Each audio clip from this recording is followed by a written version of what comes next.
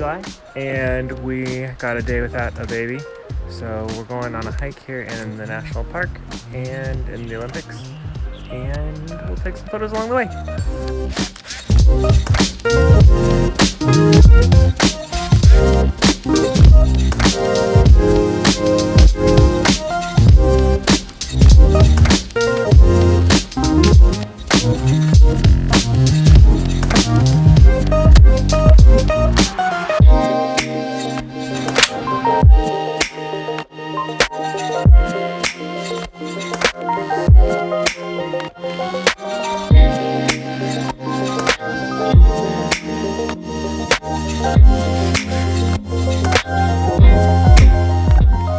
The two cameras I'm using on today's walk is the Olympus MJU 1, which has about like half a roll of Portra 400 on it, and that's left over from Callie's wedding. So I'm actually gonna send this off to the lab to get developed.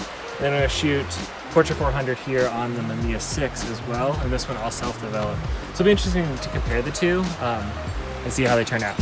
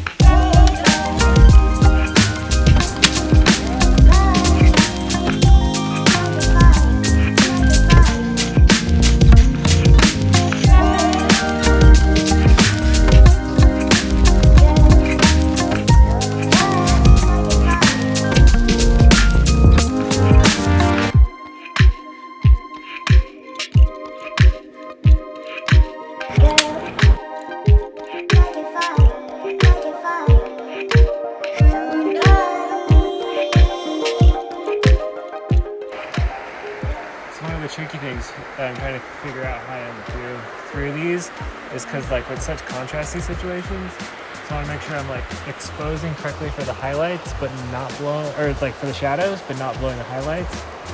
But it's so contrasty that I'm worried I'm doing that wrong.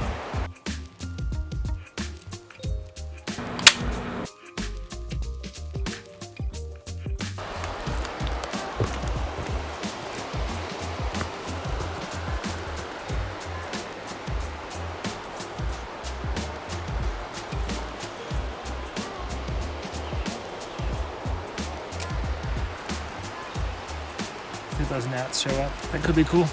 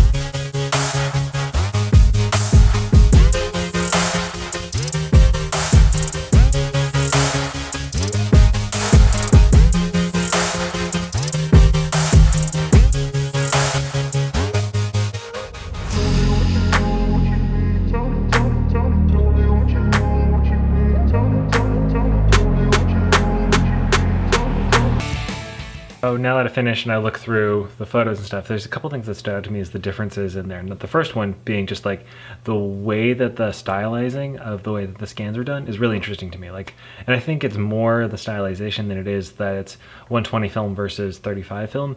But like the one, because it was done by Indie Film Labs out of Alabama, on the 35, and that I did it myself, and just the way that the overexposedness just brought out so much greens in the shadows, I just thought was really interesting to see the difference. And like I kind of played with it and tried to match it a little bit, but it just kind of came differently with my system, and I don't think either is wrong. I kind of like them both ways, and I definitely want to continue to experiment to make it kind of have that look.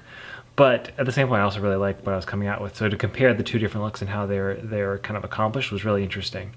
It was really interesting to see how the overexposed 35 really stood out, because so it was 400 film, but I was too lazy to like actually go through and hack the DX code, but I wanted to be overexposed to make sure it was look good for the shadows. So I just put tape over the DX code. I just put tape over the DX code, which made the camera think that it was just 100 film.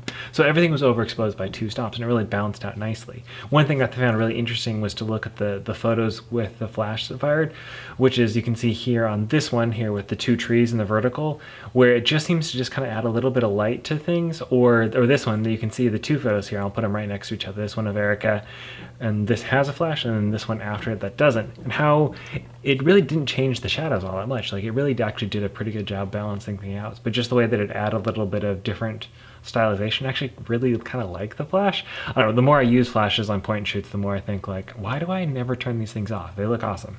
I just am in love with the Mamiya 6 and being able to how easy it is to carry, and the fact that I can go hiking with a medium format camera that is so light is pretty cool. So that's it for this one. Have a good one.